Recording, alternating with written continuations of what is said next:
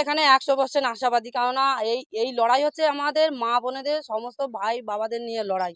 এই লড়াই হচ্ছে সম্মানের লড়াই, এটা কোনো রাজনীতির লড়াই নয়।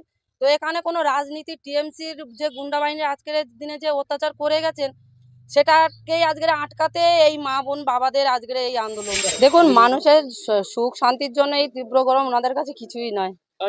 ওনারা যখন এই রোদ গরমে যখন পুড়ে যখন মানুষের পাশে দাঁড়াতে পারছেন, তো আমাদের কি, আমরাও ওনাদের পাশে আছি। ওনাদেরও এইটুকু করতে পারছি, ওনাদেরও প্রচারে বেরোতে পেরেছে, এইটুকুর জন্য আমরা খুবই খুশি। আমিও এনাদের মতো একজন গ্রামের মেয়ে, আমি এনাদের ঘরের মেয়ে। তো এই রোদ গরম আমাদের কাছে কিছুই নয়। এইসব রোদ গরমে আমরা পুড়েছি, যে জলে ডুবেছি, আমাদের কাছে এসব কিছু নয়। আমরা এইভাবে আমরা অভ্যস্ত, আমাদের এটাই নয় আমাদের ঠিকঠাক প্রচার, আমাদের জন্য এটাই ঠিকঠাক প্রচার হচ্ছে। কেননা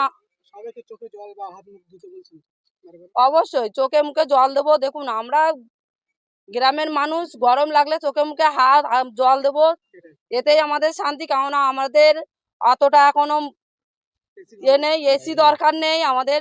ঘরে ফিরবো যখন, তখন একটু ফ্যানের হাওয়া খাবো, খোলা আকাশের নিচে গাছের তলায় বসে একটু হাওয়া খাবো, এটাই আমাদের কাছে।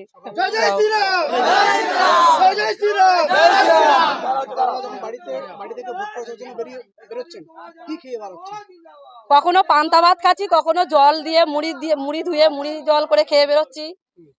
কেননা দেখুন, এখানে হয়তো অনেক মানুষই আছে তারা না খেয়ে আসছে, সব সময় তো আর খেয়ে আসা সম্ভব হয় না। সবার কথা মনে করে আমাদেরকেও কিছু কিছু সময় না খেয়েও বেরোতে হয়।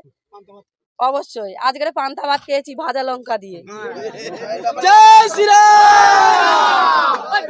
আমাদের গ্রামের মানুষের জন্য পান্তা ভাতটাই ঠিকঠাক জিনিস।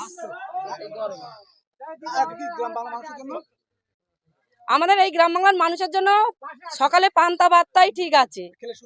অবশ্যই সুস্থ কেন, পান্তা ভাত আমাদের পেটে পান্তা ভাত করলে মনে হয় আমরা ভারতবর্ষ জয় করে ফিরেছি। এখানে 100% আশাবাদী, কেননা এই লড়াই হচ্ছে আমাদের মা বোনেদের সমস্ত ভাই বাবাদের নিয়ে লড়াই। এই লড়াই হচ্ছে সম্মানের লড়াই, এটা কোনো রাজনীতির লড়াই নয়।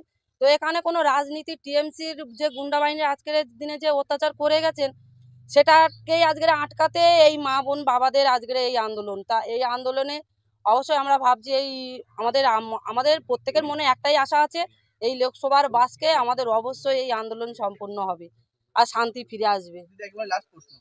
সিবিআই যে সন্দেশখালী কাণ্ডে সিবিআই তদন্তের নির্দেশের পর যখন মেল মারাফত প্রায় 560-এর অধিক অভিযোগ জমা পড়েছে, দোষীরা কি শাস্তি পাবে?